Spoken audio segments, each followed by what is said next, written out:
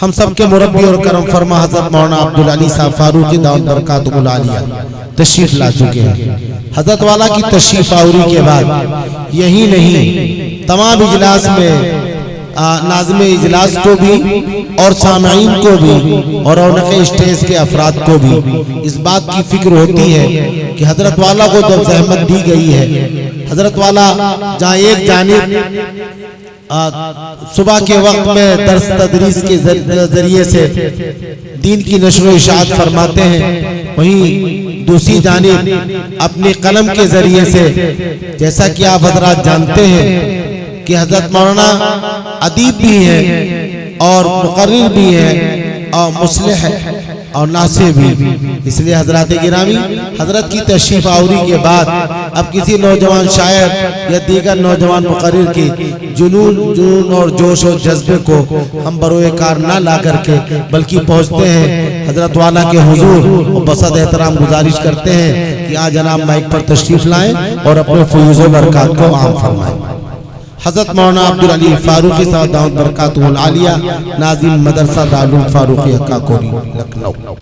بسم اللہ الرحمن الرحیم، نحمدک یا رب العالمین، والصلاة والسلام علی النبی الصادق الامین، وعلی آلہ واصحابہ الذین نجوم الہدایت والیقین۔ رب اشرح لی صدری ویسر لی امری واحلل عقدۃ من لسانی یفقہوا قولی، اما بعد فاعوذ باللہ من الشیطان الرجیم، بسم اللہ الرحمن الرحیم۔ ومن یبتغی غیر الاسلام دینا فلن یقبل منہ وہو فی الآخرۃ من الخاسرین۔ کیف یہدی اللہ قوما کفروا بعد ایمانہم وشہدوا ان الرسول حق وجاءهم البینات واللہ لا یہدی القوم الظالمین۔ صدق اللہ العظیم۔ نہ ہے جستجو کسی غم کی اب، نہ ہمیں خوشی کی تلاش ہے۔ نہ ہے جستجو کسی غم کی اب، نہ ہمیں خوشی کی تلاش ہے۔ جو قریب کر دے حبیب سے اسی روشنی کی تلاش ہے۔ اور جو چمک کے طور پہ رہ گئی، جو تڑپ کے عرش پہ تھم گئی، جو چمک کے طور پہ رہ گئی، جو تڑپ کے عرش پہ تھم گئی، مجھے پھر سواد حیات میں اسی روشنی کی تلاش ہے۔ جناب صدر محترم، حضرات علماء کرام، طلباء عزیز، معزز اور محترم حاضرین جلسہ، اللہ تعالیٰ کا فضل و کرم اور اس کا احسان ہے، اور اس کے لیے ذریعہ ہمارے قاری بلال صاحب بنے کہ آپ کی خدمت میں حاضری ہوئی اور کچھ دین کی باتیں کہنے کا موقع ملا۔ میں بہت لمبی بات نہیں کر پاؤں گا، اسی لیے میں نے یہ گزارش کی تھی پہلے ہی۔ ہمارے بھانجے مولانا سعید اطہر صاحب ہیں، ان کے ذریعے سے قاری بلال صاحب سے طے ہوا پروگرام۔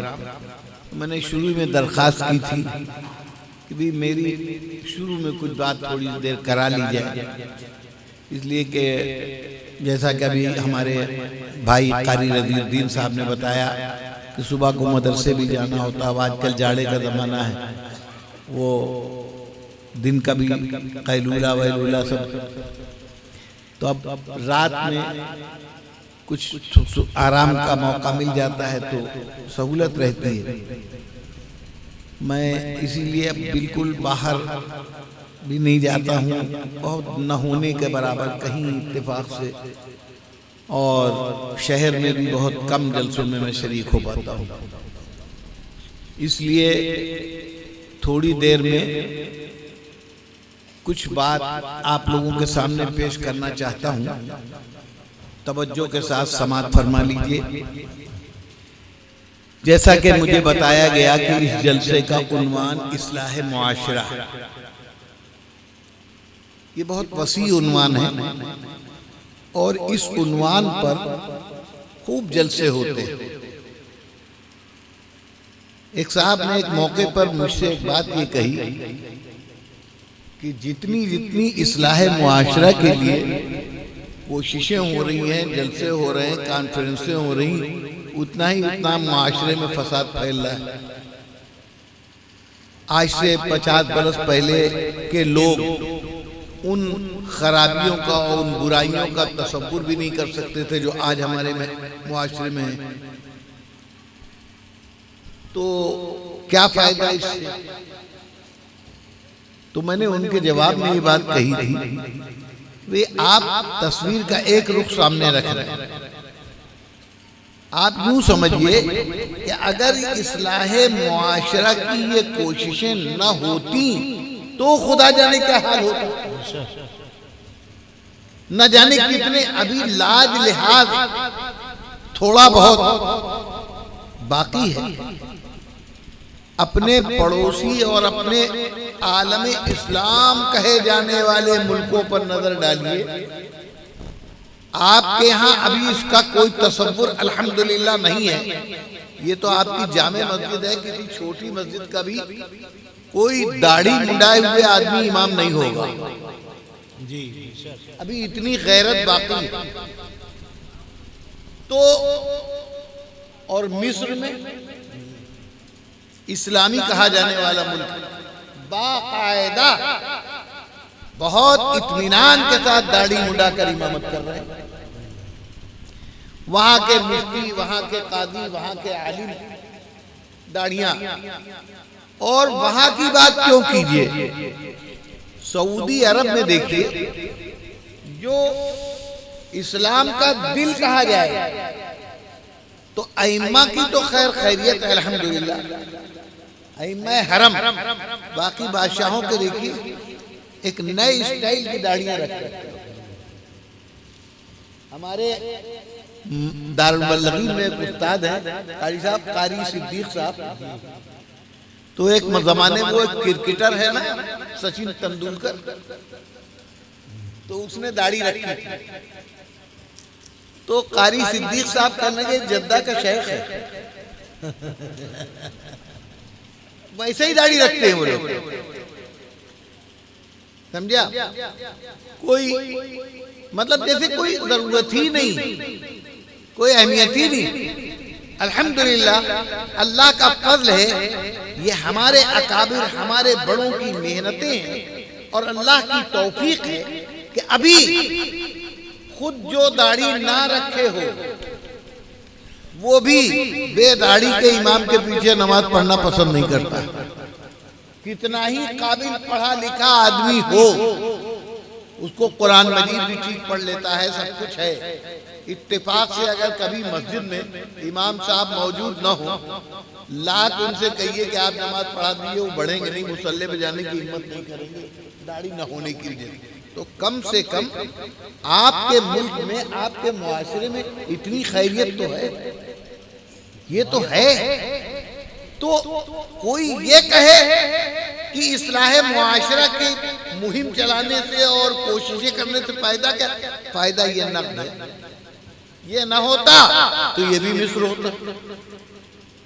یہاں تو کوئی اسلامی حکومت بھی نہیں، اسلامی حکمراں بھی نہیں، مسلمان نام کے بھی حکمراں نہیں جی، لیکن جو کچھ وہاں ہو رہا ہے الحمدللہ اللہ کا فضل ہے، اللہ کا کرم ہے کہ یہ ہمارے بڑوں کی محنتیں ہیں اور ان کی اتباع میں، ان کی تقلید میں یہ ہر علاقے اور محلے میں آپ کے اس جلسے کا بھی عنوان اصلاح معاشرہ رکھا گیا۔ اب اصلاح معاشرہ ہے کیا چیز؟ سوال یہ ہے کہ عنوان آپ کچھ بھی رکھ لیں، کتنا ہی سجا کے عنوان رکھ لیں، معاشرے کی اصلاح کی کنجی ہے کیا؟ ایک چیز میں آپ کے سامنے بتاؤں، 1979 میں ایران میں رضا شاہ پہلوی کی حکومت ختم ہوئی اور ایک دوسرے ساتھ کی حکومت آئی جی، انہوں نے بہت بلند آواز میں اعلان کیا کہ اب ایران میں اسلامی حکومت قائم ہے، اور پوری دنیا میں انہوں نے اپنے لٹریچر کے ذریعے، اپنی پوری قوت ابلاغ کے ذریعے، پروپیگنڈے کی پوری طاقت کے ساتھ پوری دنیا میں یہ پھیلایا کہ ایران اب اسلامی ملک بن گیا ہے، اس سے پہلے یہاں دہریوں کی حکومت تھی۔ اس میں کوئی شک نہیں کہ رضا شاہ پہلوی ایک نہایت بدمعاش آدمی، لیکن ہم تو یہ کہتے ہیں بیر سے چھوٹے ببول میں اٹکے جی۔ جب ان کی حکومت بنی تو جیسا کہ ابھی قاری صاحب نے آپ لوگوں کو بتایا کہ میرا ایک رسالہ نکلتا ہے البدر کے نام سے، 1977 سے پابندی کے ساتھ ہر مہینے الحمدللہ وہ رسالہ نکل رہا ہے، چل رہا ہے، اور انقلاب آیا 1979 میں، یعنی البدر اس وقت جاری تھا، 2 برس پہلے سے چل رہا تھا، تلوار پہ دھار رکھ دی گئی۔ تو میں نے ایک خط لکھا خمینی صاحب کے نام، سنیے توجہ، فارسی میں لکھا، اور اس خط میں نے ان سے یہ سوال کیا کہ آپ نے اسلامی حکومت کے قائم کرنے کی بات کی ہے، مبارک ہو، بہت اچھی بات، پوری دنیا میں کہیں بھی اسلامی حکومت نہیں۔ دیکھیے، مسلمان بادشاہ ہونا، مسلمان حاکم ہونا اور چیز ہے، اسلام کی بالادستی ہونا اور چیز ہے۔ ہمارے اب تو تھوڑا بہت سعودی عرب میں کچھ حد تک، پورا نہیں، آدھا پردھا کچھ چیزیں جاری تھی وہاں اسلامی قانون کے مطابق، مثلا چور کی سزا کے سلسلے میں وہ کوئی مربت نہیں کرتے تھے، ہاتھ کاٹ دیتے تھے، زانی کی سزا کے سلسلے میں وہ کوئی مربت نہیں کرتے تھے، سزا اگر شادی شدہ ہے تو اس کو رجم کرنا یعنی اس کو ہلاک کرنا، اور اگر غیر شادی شدہ ہے تو کوڑے مارنا، یہ اسلام کا قانون ہے۔ ان سب چند چیزوں پر عمل کرتے تھے۔ تو اب میں نہیں، ادھر کی بات مجھے نہیں معلوم، لیکن چند برس پہلے کی بات ہے، ایک تنظیم ہے ایمنسٹی انٹرنیشنل، ایمنسٹی وہ یہودیوں کا قبضہ ہے اس کے اوپر، وہ سروے کرتی ہے پوری دنیا کے جرائم کہ کس ملک میں کتنے جرائم ہیں اور اس کا گراف کیا ہے، اور دنیا کا سب سے بڑا مجرم ملک کون ہے اس وقت، اور اس کے بعد کس کا نمبر ہے، کئی پرسنٹ لوگ چوری کر رہے ہیں، کتنے پرسنٹ لوگ بے ایمانی کر رہے ہیں، کتنے پرسنٹ لوگ زناکاری کر رہے ہیں، وہ ان کا کام یہی، وہ سروے کرتے ہیں، سالانہ رپورٹ ان کی چھپتی ہے۔ 18 برس تک مسلسل،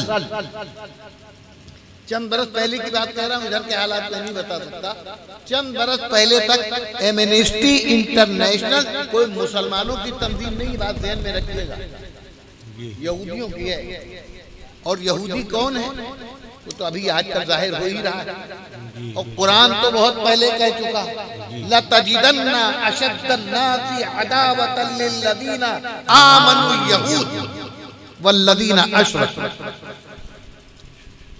آگاہ کر دیا تھا اللہ نے ایمان والوں کہ تم اپنا بدترین دشمن، سب سے سخت ترین دشمن ہمیشہ یہودیوں کو اور مشرکوں کو پاؤ گے، ان کا آپس میں تال میل، یہ تمہارے بدترین دشمن۔ تو یہودیوں کی وہ تنظیم ہے، ان کو آپ سے اور اسلام سے کوئی ہمدردی نہیں، مگر فیکٹ تلاش کرتے ہیں، حقائق تلاش کرتے ہیں، اس معاملے میں ایمانداری سے کام لیتے ہیں۔ تو 18 برس تک مسلسل ایمنسٹی کی یہ رپورٹ آئی کہ دنیا میں سب سے کم جرائم سعودی عرب میں، کیا بات ہے، سب سے کم زنا کی وارداتیں سعودی عرب میں ہوتی ہیں، سب سے کم چوریاں سعودی عرب میں ہوتی ہیں۔ وجہ کیا ہے؟ اسلام کا قانون نافذ ہے، اسلامی قانون نافذ ہے، اس کی یہ برکت۔ تو جن چند چیزوں میں انہوں نے اسلام کا قانون نافذ کیا، اس میں اس کی برکتیں دیکھ لی۔ اور آج بھی آپ اپنے گھر، اپنے معاشرے سے شروع کیجئے، اپنے گھر سے شروع کیجئے، اپنے گھر کی صبح اور شام کے معمولات طے کر لیجئے، ایک مہینے کے لیے، آزمانے کے لیے، ایک مہینے کے لیے آپ طے کر لیجئے کہ کل سے ہم نبی کی سنت کے مطابق کام کریں گے، ایک مہینے تک، خود بھی، اپنے گھر کی عورتوں کو بھی، اپنے گھر کے بچوں کو بھی۔ اور اس کے بعد آپ دیکھ لیجئے برکتیں اپنے یہاں، اپنے معاشرے کی سدھار، اپنے گھر کی سدھار، اپنے بچوں کی طرف سے آپ کو کیا راحت ملی، اپنی بیوی اور اپنی گھر کی عورتوں کی طرف سے آپ کے ساتھ کیا سلوک ہو رہا، آپ کو سمجھ لیں گے، آپ کو خود۔ تو یہ تو بالکل حقیقت۔ تو اب ایسے میں میں نے ان سے یہ بات پوچھی تھی خمینی صاحب سے، اور میں نے ان کو یہ خط لکھا تھا، اور وہ خط میں نے ایران کے سفارت نامے میں بھیجا تھا۔ سفارت خانہ جو ایران کا ہے دلی میں، اس کے پتے پر وہ خط بھیجا، اور اس خط میں نے ان سے یہ پوچھا تھا کہ آپ نے اسلامی حکومت کے قائم کیے جانے کا اعلان کیا ہے، کیا دنیا میں اس سے پہلے کبھی اسلامی حکومت قائم ہوئی ہے یا آپ پہلی مرتبہ قائم کرنے جا رہے ہیں؟ میں نے ان سے ایک سوال سیدھا سا کیا تھا کہ یہ بتائیے کہ کیا دنیا میں اس سے پہلے کبھی اسلامی حکومت قائم ہوئی یا آپ پہلی مرتبہ قائم کرنے جا رہے ہیں؟ اگر آپ خود قائم کرنے جا رہے ہیں تو نمونہ کیا ہوگا آپ کے پاس؟ واہ کیا بات، بہت خوب۔ آپ خود جو کہہ دیں اسلام کو اسلام ہے، یا کہیں سے پیش کریں۔ اور اگر کوئی حکومت ہے جس کی پیروی کر کے، جس کی نقل کر کے آپ اسلامی حکومت قائم کرنا چاہتے ہیں تو ہمیں وہ بتا دیجئے کب قائم ہوئی۔ کیا حضرات خلفائے راشدین، حضرت ابوبکر، حضرت عمر، حضرت عثمان، حضرت علی سے زیادہ یہ خاص طور سے 4 خلفائے راشدین ہیں، ان سے بہتر کبھی اسلامی حکومت قائم ہوئی دنیا میں؟ تو کیا آپ اس کے لیے تیار ہیں کہ آپ خلفائے راشدین کی پیروی کریں گے؟ ہوا نکل گئی، دھرا رہ گیا، ہوا نکل گئی۔ کیسے کہیں وہ، کیسے کہیں کہ ہم خلفائے راشدین والی حکومت قائم کریں گے؟ کیسے کہیں؟ کوئی جواب نہیں۔ پھر میں نے ریمائنڈر بھیجا، کوئی جواب نہیں۔ تب میں نے پھر البدر اپنا جو رسالہ نکلتا ہے اس میں اس مضمون کو، اس خط کو چھاپ دیا تھا، اس کا اردو ترجمہ لوگوں نے دیکھا۔ 1979 کی بات۔ یہ واقعہ میں نے آپ کے سامنے اس لیے نقل کیا کہ اصلاح معاشرہ ہو کیسے، معاشرے کی سدھار ہو کیسے؟ تو ظاہر ہے کہ آپ کو کوئی نمونہ پیش کرنا پڑے گا، کوئی نمونہ پیش کرنا پڑے گا، اور جب وہ نمونہ آپ کے سامنے آئے گا کہ ایسے کرنا ہے زندگی میں، ظاہر ہے ہر انسان کی زندگی کے مختلف مراحل آتے ہیں۔ ایک بچہ پیدا ہوتا ہے، پرورش ہوتی ہے، اس کا بچپنا ہوتا ہے، پھر نوجوانی آتی ہے، پھر جوانی آتی ہے، تعلیمی مراحل ہوتے ہیں، اس کے بعد پھر اس کی شادی بیاہ ہوتی ہے، 2 بال بچے دار ہوتا ہے، اس کی تعاہلی زندگی ہوتی ہے، بیوی کے ساتھ، بیٹوں کے ساتھ، بیٹیوں کے ساتھ، معاشرے کے دوسرے باہر کے افراد کے ساتھ، تاجر ہے تو اپنی لین دین میں، اور کوئی ملازمت پیشہ ہے تو ملازمت میں، اس کو اپنی زندگی میں دنیا کے لوگوں سے معاملات کرنا ہوتے ہیں، تو کوئی نمونہ ہونا چاہیے نا۔ کہ بھئی یہ ہے راستہ، اس پر آپ چلیے۔ لوگ اصلاح معاشرہ کی بات کرتے ہیں، لیکن جب اصلاح معاشرہ کا ان کو پتہ بتایا جاتا ہے تو بدک جاتے ہیں۔ جی بے شک بدک جاتے ہیں۔ کیسے ہو؟ اب میں آپ کے سامنے پیش کر رہا ہوں، توجہ کیجئے۔ معاشرہ کیسے سدھرے؟ دنیا نے ایک سے ایک حکمراں دیکھے، بڑے بڑے حاکم، حکمراں، عدل پرور، انصاف پرور، بہت سے نام آپ نے سنے کہ بھائی فلاں بہت بڑا حاکم تھا، حاتم طائی بہت بڑا سخی تھا، جہانگیر بہت بڑا انصاف پسند بادشاہ تھا، اکبر اعظم کی حکومت ایسی تھی ویسی تھی، اور اپنے ملک و ملک کے باہر بہت سارے نام آپ کے سامنے آتے ہیں، ہے نا؟ لیکن کہیں نہ کہیں سے کسی ایک پہلو سے وہ اگر اچھے ہیں تو کسی دوسرے پہلو سے وہ برے ہو جاتے ہیں، اور پوری دنیا کی تاریخ میں ایک حکومت قائم ہوئی، حضرت نبی اکرم صلی اللہ علیہ وسلم برکت سے، آپ کی تربیت سے، آپ کے حسن اخلاق سے، آپ کی درسگاہ میں تعلیم حاصل کرنے کی وجہ سے ایک حکومت قائم ہوئی۔ وہ کون؟ وہ کون؟ سنیے، جمال نبی کا اثر آج بھی ہے، جمال نبی کا اثر آج بھی ہے، تجلی بدامہ نظر آج بھی ہے۔ وہ عدل و مساوات کی حکمرانی، وہ عدل و مساوات کی حکمرانی نگاہوں میں عہد عمر آج بھی ہے۔ سبحان اللہ۔ ترقی زمانے کی تسلیم مجھ کو، ترقی زمانے کی تسلیم مجھ کو ضرورت عمر کی مگر آج بھی ہے، ضرورت عمر کی مگر آج بھی ہے۔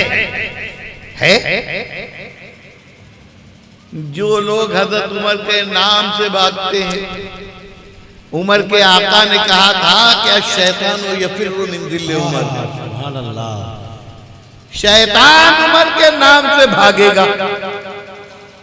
اب آقا کا فرمان ہے، سچوں کے سردار کا فرمان ہے، جن سے بہتر، جن سے بڑھ کر سچ کسی نے بولا ہی نہیں اس دنیا میں، جن کے سچے ہونے کی گواہی ان کے دشمنوں نے دی، وہ جو ان کی نبوت کا انکار کرنے والے تھے وہ چیخ پڑے، انک انت الصادق الامین، انک انت الصادق الامین، اے نبی، اے محمد، ہم آپ کی نبوت تو نہیں مانتے لیکن ہم آپ کو سچا اور امانتدار مانتے ہیں۔ اب ان سے بڑا کوئی سچا ہوگا؟ اس سچے کے نے کہا کہ شیطان عمر کے نام سے بھاگتا ہے۔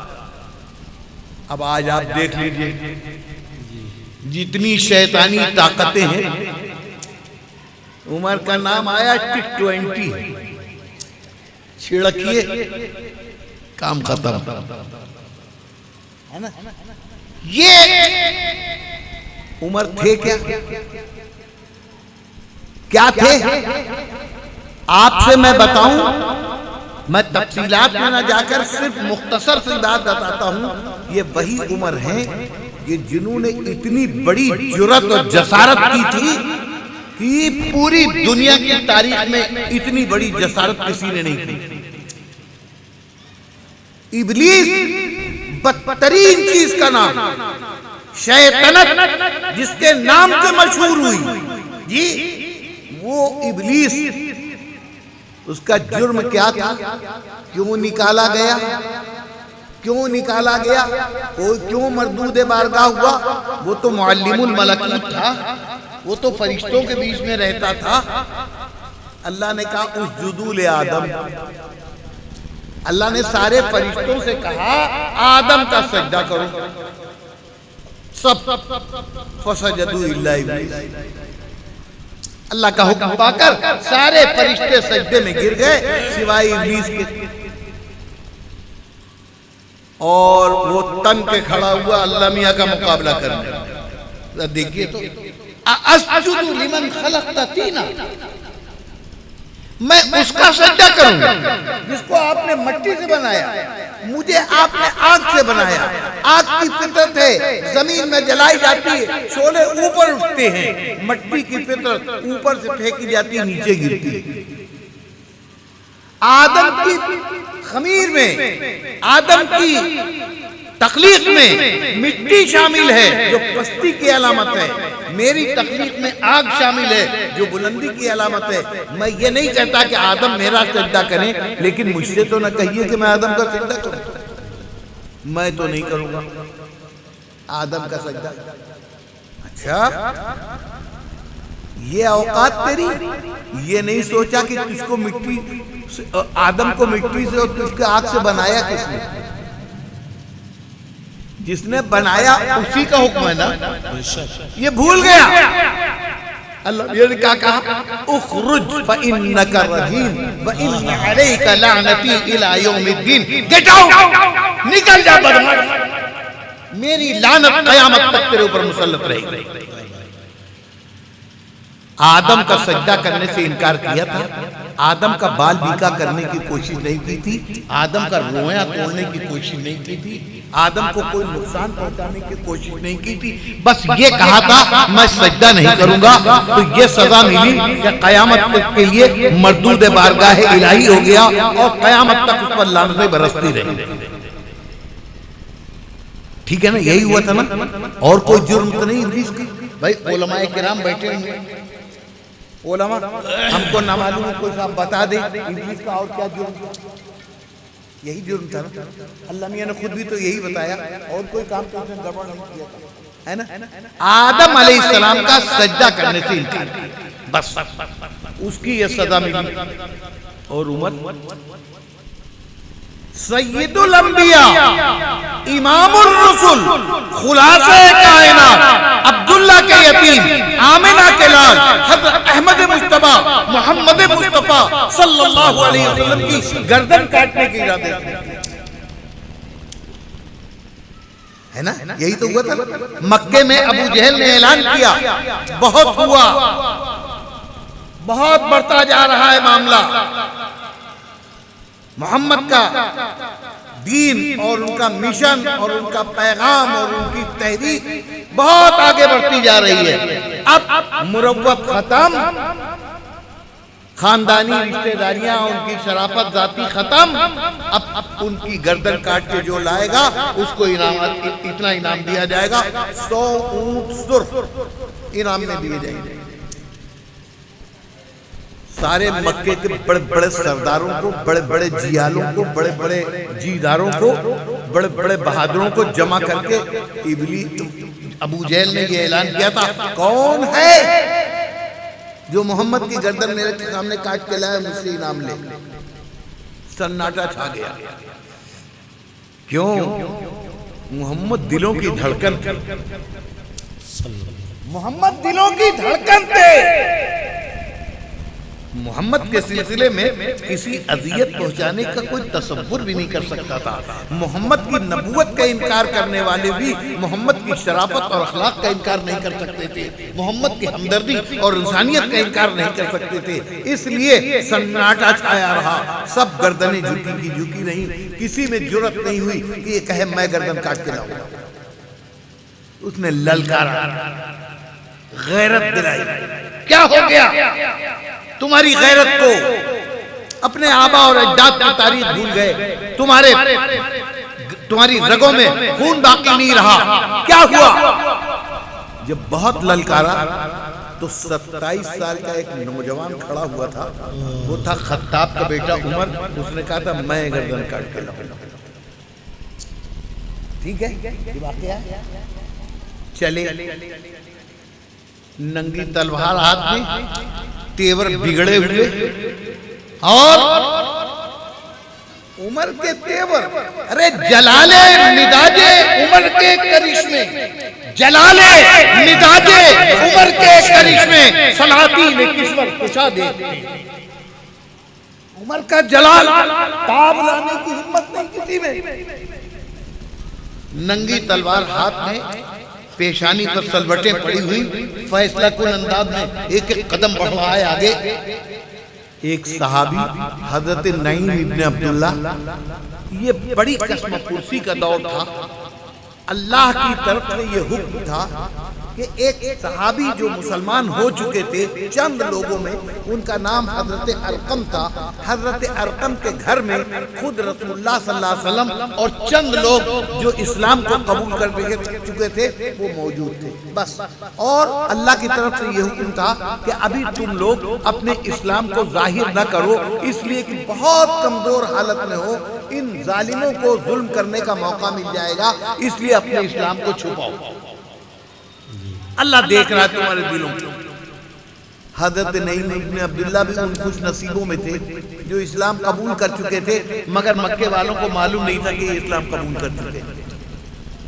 اب وہ آ رہے ہیں، عمر ابن خطاب جا رہے ہیں، آمنا سامنا ہوا، چہرہ دیکھتے ہی بھانپ گئے، کوئی خطرے کی گھنٹی۔ عمر کے چہرے کے تیور یہ بتا رہے ہیں کہ کوئی برے ادارے سے جا رہے ہیں۔ روک لیا، عمر کہاں چل دیے، کہاں جا رہے ہیں؟ بہت ناراض معلوم ہوتے ہو۔ کہہ دیا بھائی بہت ہوا، بہت ہوا۔ وہ عبد المطلب کے پوتے ابو طالب کے بھتیجے، وہ عبداللہ کے بیٹے، بہت مروت کی، بہت رعایت کی ہم لوگوں نے ان کے ساتھ، لیکن اب تو بڑھتے ہی چلے جا رہے ہیں۔ آج یہ سوچ کے نکلا ہوں کہ ان کا خاتمہ کرنا، یہ جڑ ختم۔ لرس کے رہ گئے وہ صحابی نعیم بن عبداللہ، تھر تھرا کے رہ گئے، کیا ہوگا؟ عمر کا ارادہ یہ کر گزرے گا، یہ کر گزرے گا، اب کیا کریں؟ انہوں نے توجہ موڑنے کے لیے کہا عمر وہ تو بعد میں جانا ان کے پاس، تمہاری بہن اور بہنوں نے بھی تو محمد کا دامن تھام لیا ہے، تمہاری بہن فاطمہ اور تمہارے بہنوئی سعید، یہ دونوں بھی تو محمد کے ہو گئے ہیں۔ اچھا کہاں دیکھو تو جا کے، ان کا مطلب یہ تھا کہ ڈائیورٹ کرو کسی طرح ان کو، تو راہ موڑا اور جلدی سے لپک کے خود ادھر وہ بہن کی طرف چلے اور جا کے وہاں دھنائی کی خوب بہن بہنوئی کی، اور ادھر یہ پہنچے جلدی سے دوڑتے لپکتے جھپکتے، اور جو چند لوگ تھے ان کے سامنے رو رو کے اظہار کیا یا رسول اللہ عمر بڑے خراب تیور سے آ رہے ہیں، کسی طرح ہم نے ان کا راستہ روک دیا ہے، موڑ دیا ہے، مگر ظاہر وہ آئیں گے یہاں، یا رسول اللہ تلوار ننگی ہاتھ میں ہے، عمر کے مزاج سے ہم سب لوگ واقف ہیں، جو طے کر لیتے ہیں وہ کر گزرتے ہیں، عمر میرے نبی کی گردن کاٹنے، کوہرام مچ گیا، جو چند لوگ تھے بیچارے بے بس۔ تو اب آپس میں یہ ہوا کہ بھی ایسا کرو کہ دروازہ بند کر دو، اچانک آنے نہ دو، دروازہ بند کر دو، اور جب عمر آئیں دروازہ کھلوائیں تو دروازہ کھولو۔ اب اس میں یہ بات طے ہوئی کہ بند تو کر دیا جائے، کھولے کون؟ اس میں اختلاف ہونے لگا، جھگڑا ہونے لگا، یہ نہیں کہ کھولے کون، کوئی بھی پیچھے نہ ہٹنے کو تیار نہیں۔ سبحان اللہ۔ خوش نصیبی پہ ہر فرد امت مگن، خوش نصیبی پہ ہر فرد امت مگن، ہر غلام آپ کا شادماں شادماں، ہر غلام آپ کا شادماں شادماں۔ میرے آقا جس کو آپ کی غلامی مل گئی اس کو مقدر کا سکندر ہو گیا، اس کو کیا چاہیے اس کے سوا؟ ہر غلام یہ کہہ رہا ہے کہ دروازہ کھولنے ہم جائیں گے تاکہ وہ تلوار جو میرے نبی کی گردن پہ اٹھے اس سے پہلے میرا سر قلم کر دے، میں یہ منظر نہ دیکھوں۔ اس پہ جھگڑا ہو رہا ہو، کہہ رہے میں جاؤں گا، کہہ رہے میں جاؤں گا۔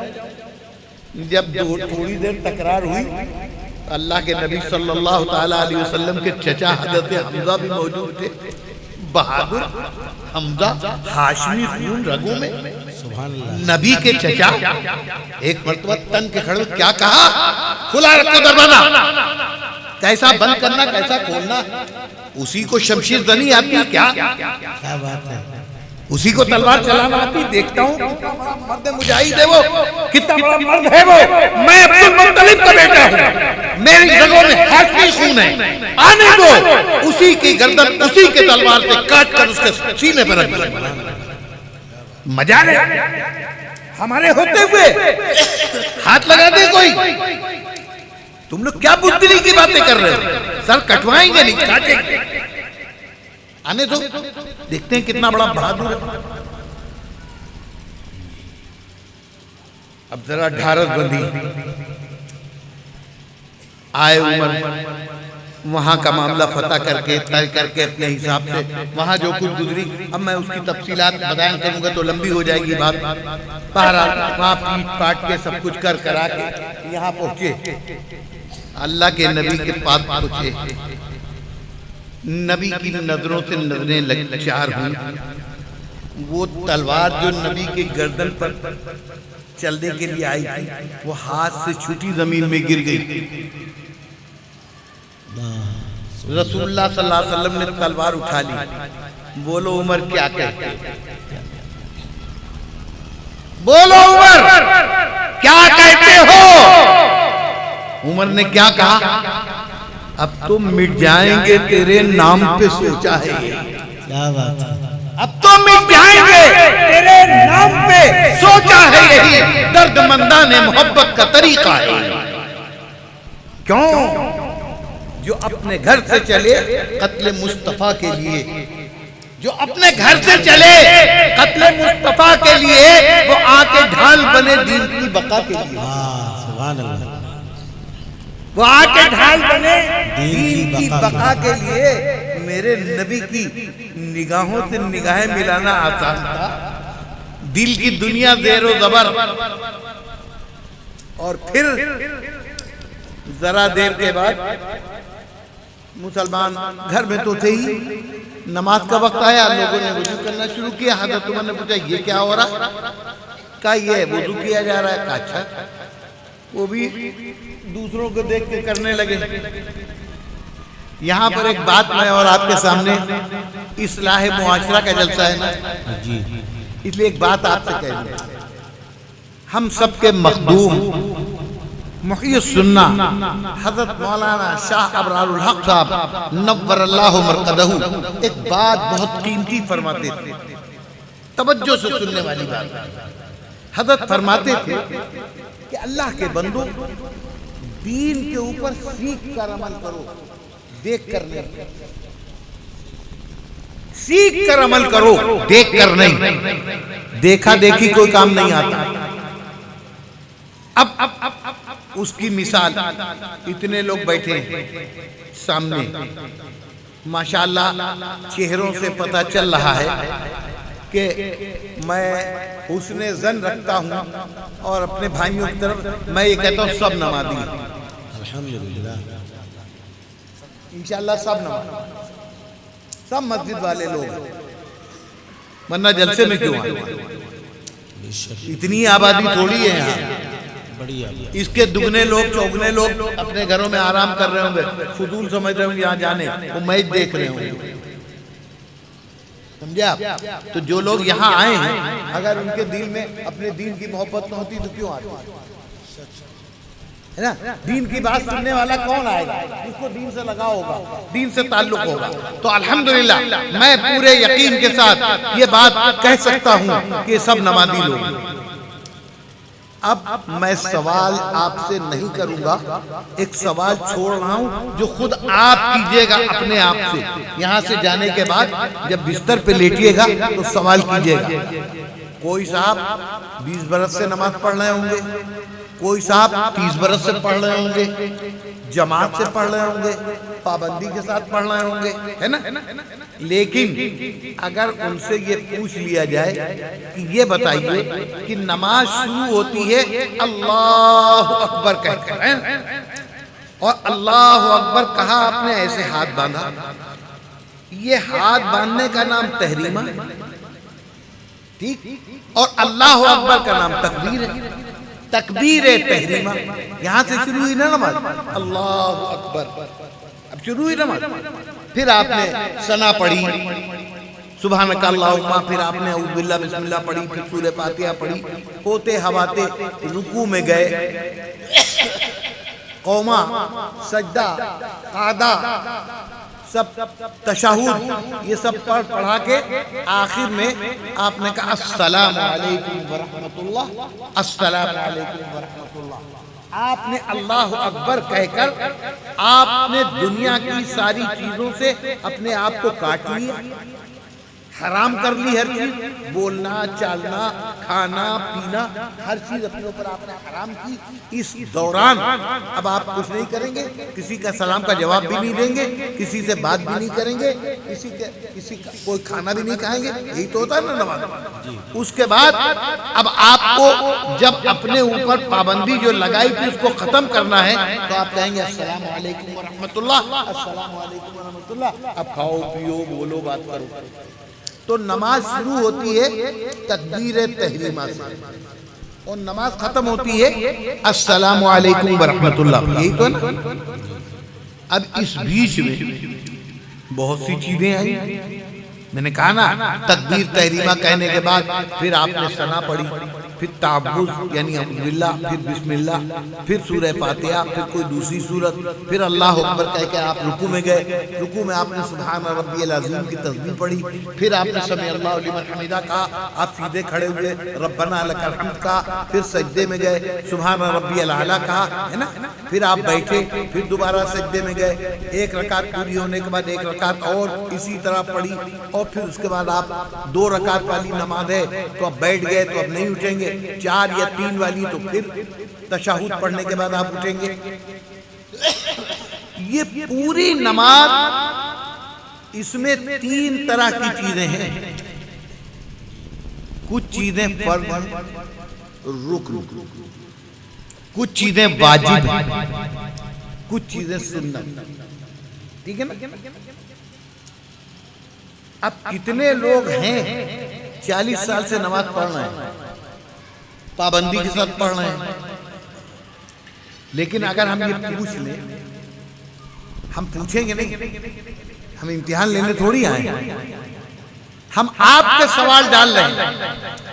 آپ سوچئے گا کہ ہم 30 برس سے نماز پڑھ رہے ہیں، 20 برس سے نماز پڑھ رہے ہیں، 40 برس سے نماز پڑھ رہے ہیں. ہمیں معلوم ہے کہ نماز کے اندر فرض کون کون چیزیں ہیں، رکن کون کون ہیں، واجب کون کون چیزیں ہیں، اور سنت کون کون چیزیں ہیں. کتنے لوگوں نے بتا پائے؟ میں اپنے ذاتی تجربے کی بنیاد پر کہہ رہا ہوں، برا نہ مانے امام صاحبہ، سمجھے آپ، بہت سے امام صاحب بھی نہیں بتا پائے. سب کی بات نہیں کرتا، ایسے بھی اللہ کے بندے ہیں، علماء ہیں، حفاظ ہیں، پڑھنے والے ہیں، جنہوں نے سیکھا ہے، لیکن ایسے بھی ملیں گے آپ کہ وہ بتا نہیں پائیں گے. اب نماز ہے، دنیا کا کوئی بھی کام ہو، آدمی کتنا ہی احتیاط سے کام لے، لیکن کبھی نہ کبھی تو غلطی ہوتی ہے، کبھی نہ کبھی تو بھول چک ہوتی ہے. ایک سجدہ کیا کہ 2 کیے، دوسری رکعت ہے کہ تیسری رکعت، سورہ فاتحہ پڑھی تھی کہ نہیں پڑھی تھی، یہ سب بھول چک ہوتی ہے. ہم لوگوں سے غلطیاں بھول ہوتی ہیں. اب کیا کریں؟ نماز درست کیسے ہو؟ تو وہ والی بات ہے کہ ہر درد کی دوا ہے صلی علی محمد. آدمی نے یہ سوچ لیا ہے کہ کوئی خرابی ہو سجدہ سہو کر لو، دھڑ سے. حالانکہ یہ علماء بیٹھے ہیں، ان لوگوں سے پوچھئے، بعد وقت سجدہ سہوی کرنے سے نماز گڑبڑ ہو جاتی ہے، نہ کرتے تو صحیح ہو جاتی ہے، کرنے سے تاخیر ہو گئی ہے نا. سجدہ سہو کا فارمولہ کیا ہے؟ نماز میں جو چیزیں واجب ہیں، میں بہت آسان کر کے بتا رہا ہوں آپ لوگ، نماز میں جو چیزیں واجب ہیں، ان واجبات میں سے کوئی واجب چھوٹ گیا چھوڑ نہیں دیا، چھوٹ گیا بھولے سے، تو سجدہ سہو کرنے سے نماز صحیح ہو جاتی ہے۔ مثلا 4 رکعت والی نماز ہے، دوسری رکعت میں آپ بیٹھتے ہیں، یہ بیٹھنا واجب ہے۔ چوتھی یا تیسری رکعت میں جو آپ بیٹھتے ہیں آخر میں، یہ بیٹھنا فرض ہے، یہ رکن ہے۔ 2 مرتبہ بیٹھے آپ، تشہد پڑھا آپ نے، التحیات پڑھا ہے نا، پہلی مرتبہ آپ نے التحیات پڑھی، اس کے بعد آپ کھڑے ہو گئے اللہ اکبر کہہ کے۔ پھر اگر مغرب ہے تو 1، عشاء ہے تو 2، ظہر ہے تو 2، عصر ہے تو 2 پوری کی، اور اس کے بعد آخر میں پھر آپ بیٹھے، پھر التحیات پڑھی، پھر درود شریف پڑھا، پھر دعائے معصورہ پڑھی، پھر السلام علیکم ورحمۃ اللہ کہہ کے نماز ختم کی۔ ٹھیک ہے، پہلی مرتبہ جو بیٹھے ہیں آپ یہ واجب ہے، دوسری مرتبہ جو آپ بیٹھے ہیں یہ فرض ہے، سمجھ رہے ہیں آپ بات؟ پھر آپ جب بیٹھے تو اس میں تشہد جو آپ نے پڑھا، التحیات، یہ کیا ہے؟ فرض ہے کہ واجب ہے کہ سنت؟ درود شریف جو آپ نے پڑھا وہ فرض ہے کہ واجب ہے کہ سنت؟ دعا جو آپ نے پڑھی اللہم انی ظلمت نفسی ظلما کثیرا، یہ فرض ہے کہ واجب ہے کہ سنت؟ بتا پائیں گے؟ کتنے لوگ بتا پائیں گے؟ اگر پہلا والا قاعدہ چھوٹ گیا آپ کا، 2 رکعت والا، تو آپ سجدہ سہو کر لیں گے، نماز ہو جائے گی۔ اور آخر والا قاعدہ اگر آپ کا چھوٹ گیا تو 100 سجدے کر لیجئے، پھر بھی نماز نہیں ہوگی، پھر سے پڑھیے۔ تو اس سے کیا پتہ چلا؟ نماز کے پڑھنے والے کو، چاہے وہ اکیلا پڑھ رہا ہو، چاہے جماعت سے پڑھ رہا ہو، امام ہو یا مقتدی ہو یا منفرد اکیلا ہو، ہر ایک کو یہ معلوم ہونا چاہیے کہ ہم جو نماز پڑھ رہے ہیں اس میں کون کون سی چیزیں فرض ہیں، کون کون سی چیزیں واجب ہیں، کون کون سی چیزیں سنت ہیں، تب نماز کے صحیح ہونے کی گارنٹی ہے۔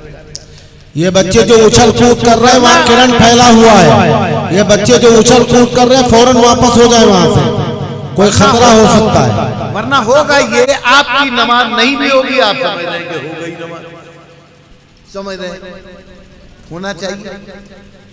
وضو کو لے لیجئے آپ نے وضو کرنے بیٹھے، آپ نے سب سے پہلے ہاتھ دھویا، پھر کلی کی، پھر ناک میں پانی ڈالا، پھر چہرہ دھویا، پھر ہاتھ دھوئے، پھر سر کا مسح کیا، پھر پیر دھوئے۔ اس میں کون چیز فرض ہے، کون چیز سنت ہے؟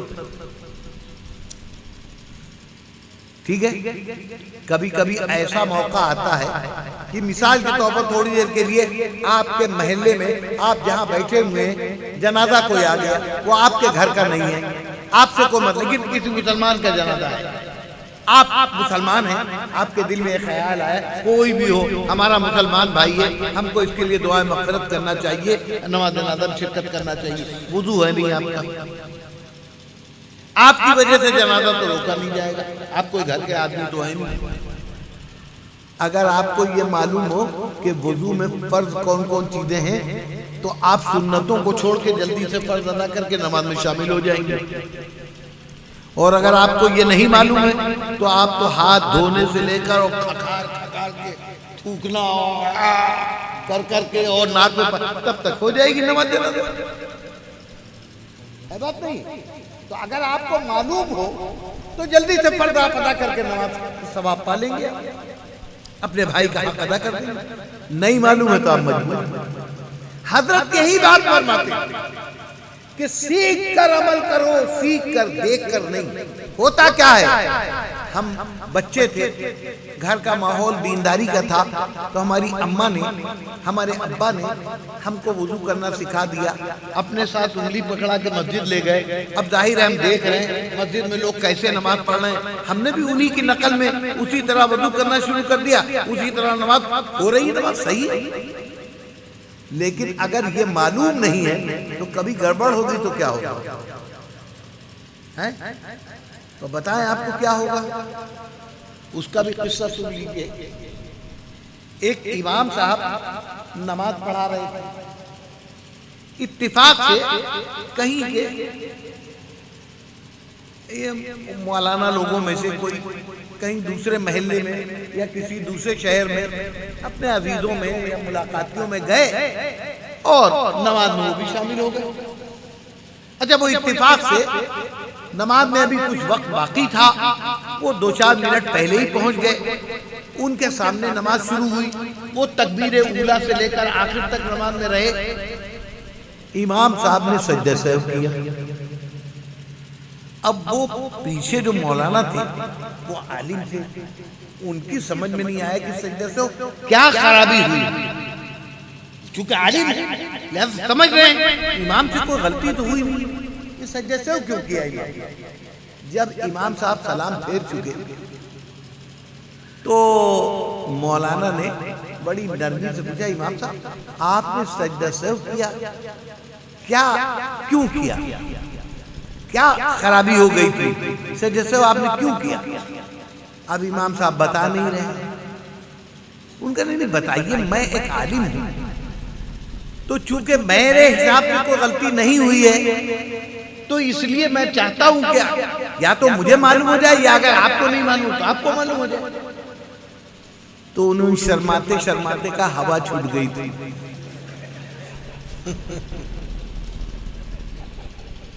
کیا جی وہ کہنا ہے ہوا چھوٹ گئی تب بھی سجدہ سہو سے ہو جائے گی. آپ سمجھے, یہ ہے ہم لوگوں کا حال. سیکھا ہے ہی نہیں, دیکھا دیکھی کام ہو رہا, پتا تو ہے نہیں کس چیز کا کیا حکم ہے. حضرت یہی فرماتے میرے بھائیوں, بس یہ اپنے بڑوں کی باتیں جو ہیں, ایک چھوٹی سی بات ہوتی ہے اس میں پوری دنیا پر سمائی ہوئی ہوتی ہے. حضرت نے یہ جو ایک بات فرما دی, ہمارے معاشرے کی سب سے بڑی فساد کی بنیاد یہی, ہر آدمی تیر انداز ہے, ہر آدمی قابل ہے, کوئی کسی کی ماننے کو تیار نہیں ہے. یہ 2 پیسے کا مولوی, یہ امام, اس کی یہ اوقات, یہ ہم کو ٹوکے, یہ ہم کو بتائے اس کی کیا حیثیت, یہ ہمارے ٹکڑوں پہ پڑ رہا ہے. 5,000 روپیہ مہینہ ہم تنخواہ دیتے, ہمارا تو ہفتے میں 5,000 روپے سے زیادہ کا خرچہ ہے, اس کے تو پورا ہے. ہماری بچوں کا جو پاکٹ الاؤنس ہے اس کو 5,000 10,000 دیتے. یہ امام کی اوقات, یہ ہم کو ٹوکے, یہ ہم کو بتائے, ہم اس کے مانیں گے. تکبر, تمکنت. تم جس چیز کے امام ہو اسی کے ہونا ہے. کبھی بھی آپ نے دیکھا کہ کوئی ڈاکٹر اگر اس کے اوپر کوئی مقدمہ چل جائے تو عدالت میں خود پہنچ جائے کہ ہم تو ڈاکٹر ہیں, پڑھے لکھے آدمی, ہم خود اپنے مقدمے کی پیروی کریں؟ نہیں, ناک رگڑتا ہوا وکیل کے پاس جاتا ہے. اس کا بھی واقعہ سن لیجیے, خود میری آنکھوں دیکھا واقعہ. لکھنؤ میں ہمارے ایک بہت بڑے وکیل ہوا کرتے تھے, ان کا انتقال ہو گیا, گورا گنج میں رہتے تھے, نذیر الدین صاحب, دیوانی کے بہت بڑے وکیل, اور بہت, میں سمجھتا ہوں شاید اس سائز کا یہاں کوئی نہیں, چھوٹے سے قد کے تھے, 4.5 فٹ کے رہے ہوں گے, دبلے پتلے. اور ان کا عالم یہ تھا, اتنے بڑے وکیل تھے کہ وہ ان کا چیمبر جو تھا جہاں وہ بیٹھتے تھے تو 6 وکیل ان کے ارد گرد بیٹھتے تھے, شاگرد ان کے, 2 استوں میں.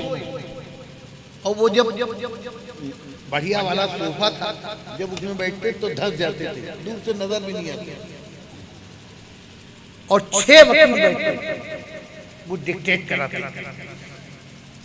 ایک لکھنؤ میں اور تھا آپ تھے, ڈاکٹر کنور ان کا نام تھا, میں نے ان کو بھی دیکھا, میڈیکل کالج کے وہ میڈیسن کے ہیڈ, بہت بڑا ڈاکٹر.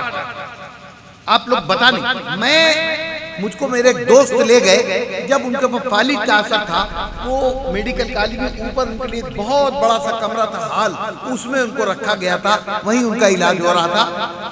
تو ان کا, یعنی میرا اپنا خیال یہ ہے قاری صاحب کہ کم سے کم 1.5 فٹ چوڑی اور 1.5 فٹ کم سے کم لمبی یا اس سے کچھ کم بیش تختی تھی جو ان کے کمرے کے باہر لگی ہوئی تھی, اور 4 لائن میں ان کی ڈگریاں لکھی, جرمنی کی اور کہاں کہاں کی ڈگریاں. بہت بڑا ڈاکٹر، بہت قابل ڈاکٹر کنور، ان کی بیوی بھی ڈاکٹر تھی، چوٹ برابر کی تھی۔ اب وہ کہے کہ ان سے دھونس کھائیں، یہ بھی تو آج کل کا اسٹائل ہے نا، ڈاکٹر صاحبان چاہتے ہیں کہ ہماری بیوی بھی ڈاکٹر، تاکہ دونوں مل کے لوٹنگ ہوم کھولیں،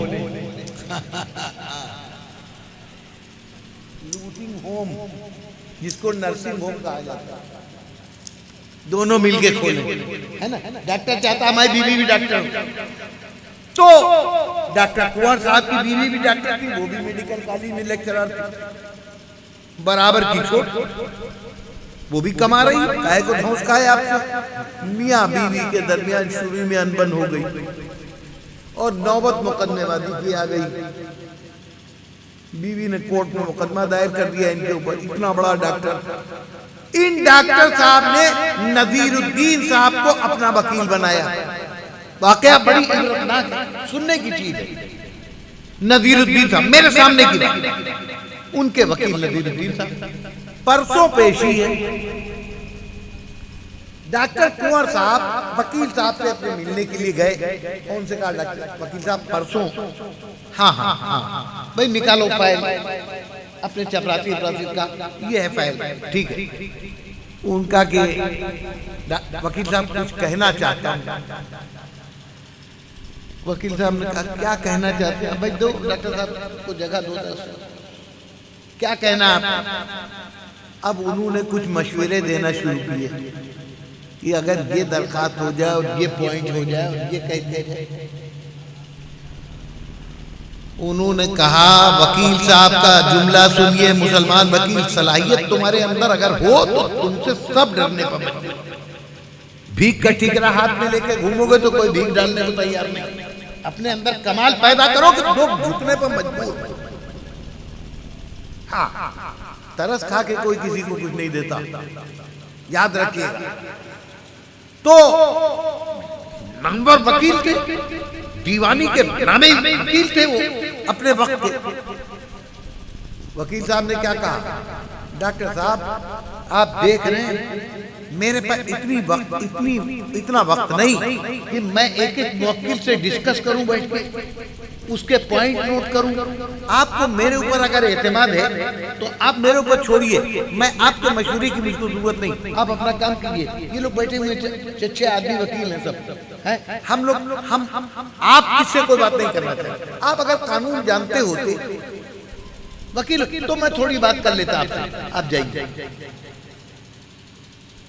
ڈاکٹر کنور پڑھا لکھا آدمی، اب آپ غور کیجئے، میڈیکل کالج کا ہیڈ آف ڈپارٹمنٹ، یہ اس وقت کی بات ہے جب LLB کا کورس 2 سال کا ہوتا، اب تو 3 سال کا ہو گیا، ٹھیک۔ ڈاکٹر کنور صاحب نے وکیل صاحب سے کہا کہ ٹھیک ہے، پھر وکیل صاحب سے انہوں نے دوسرے دن جا کے کہا وکیل صاحب ایسا ہے کہ ہم کو کچھ کام ہے، باہر جانا پڑ رہا ہے، تو ہماری لمبی تاریخ لے لیجیے۔ ٹھیک ہے، وہ مہینہ 2 مہینے کی تاریخ لے لی، پھر جب تاریخ کا وقت آیا پھر پہنچ گئے، پھر کوئی نہ کوئی بہانہ، اس طرح انہوں نے 2 سال گزروا دیے، مقدمہ پیشی نہیں ہونے دیا، اور اس بیچ میں انہوں نے لکھنؤ یونیورسٹی کے LLB میں داخلہ لیا اس وقت، اور LLB کی ڈگری لی، اور مارک شیٹ لے کر وکیل صاحب تک آپ پہنچے اور ان کو دکھا کے کہا اب میں بات کر سکتا ہوں آپ سے۔ وکیل صاحب اٹھ کے گلے سے لگا دیا اور کہا آج مجھ کو غیرتدار آدمی ملا، یہی ہے جواب، میں قدر کرتا ہوں۔ تو بھائی میرے، علم سیکھو گے تب آئے گا۔ یہ کیسے تم نے سمجھ لیا کہ تم مال والے آدمی ہو، مالدار آدمی ہو تو دین بھی تمہیں کو آتا ہے؟ نماز پڑھنے کے لیے جاؤ گے تو کسی نماز سیکھے ہوئے کہ تم محتاج ہو، اس سے تم کو سیکھنا پڑے گی، وہ چاہے تمہارے گھر کا نوکر ہو چاہے چپراسی ہو۔ یہ میرے بھائیوں، بس یہ معاشرے کے اندر اصلاح کیسے ہو؟ آپ جب اپنے آپ کو اس چیز کے لیے تیار کریں گے کہ ہم کو دین سیکھنا ہے، اور دین سیکھنے کے لیے سب سے مضبوط، سب سے مستند، سب سے معتبر درسگاہ نبی کی درسگاہ، کچھ نہیں۔ نبی نے جن کو سکھایا، صحابہ کرام رضوان اللہ تعالی علیہم اجمعین، دنیا کی تاریخ کی واحد شخصیت حضرت محمد الرسول اللہ صلی اللہ علیہ وسلم کی ایک سے ایک۔ یہ سب ہمارے قاری رضی الدین صاحب ماشاءاللہ بہت اچھا مدرسہ چلا رہے ہیں لڑکیوں کا، اور بھی سب یہ علماء ہیں مدرسے ودرسوں والے ہیں۔ کوئی یہ کہہ سکتا ہے، میں بھی ایک مدرسے میں کا ذمہ دار ہوں، یہ لوگ بھی سب پڑھاتے ہیں، کوئی یہ کہہ سکتا ہے کہ ہمارے جتنے شاگرد ہیں سب باکمال ہیں؟ کوئی کہہ سکتا ہے؟ قاری رضی الدین صاحب یہ کہہ سکتے ہیں کہ ہمارے یہاں جتنی بچیاں پڑھتی ہیں سب قابل ہوتی ہیں؟ ارے نہیں، سب طرح کی ہوتی ہیں۔ تنہا ایک درسگاہ حضرت محمد الرسول اللہ صلی اللہ علیہ وسلم پوری انسانی تاریخ میں جنہوں نے کہا اصحابی کن نجوم بأیہم اقتدیتم اقتدیتم، میرے صحابہ ستاروں کے طرح بکھرے ہوئے ہیں، جس کا دامن تھام لوگے ہدایت پا جاؤ گے۔ مستی کے لیے بوئے مئے تند ہے کافی، مستی کے لیے بوئے مئے تند ہے کافی، میں خانے کا محروم بھی محروم نہیں۔ نبی کے درسگاہ کا ہر طالب علم جس کا دامن تھام لو، اس سے تم کو ہدایت مل جائے گی، اس سے تم کو رہنمائی مل جائے گی۔ ادھر ادھر بہکنے کی ضرورت ہی نہیں۔ صحابہ کرام رضوان اللہ تعالی علیہم اجمعین کے نقش قدم کو جب ہم اپنائیں گے تو ہمارے معاشرے کی خود بخود اصلاح ہو جائے گی اور ہم خود بخود سدھر جائیں گے۔ اللہ تبارک و تعالی ہم کو سمجھنے اور عمل کرنے کی توفیق عطا فرمائے۔ وآخر دعوانا ان الحمدللہ۔